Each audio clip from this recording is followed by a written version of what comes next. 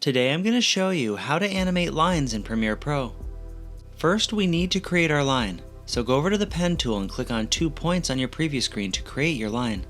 Go over to Properties and uncheck Fill and select Stroke, then adjust the line thickness as needed. Now if your line is horizontal like mine, you can just use the Crop tool to animate it.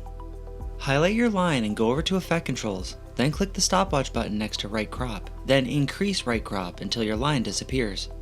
Now move your timeline slider ahead a few seconds and reduce Right Crop until your line reappears. And there we have our line animation, but what if we want to animate a line that's diagonal instead?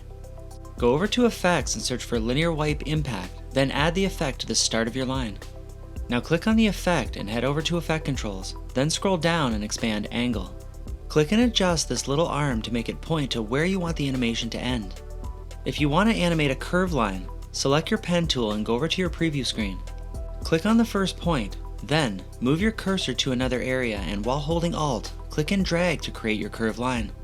Now you can simply animate the curved line using Linear Wipe Impact like before.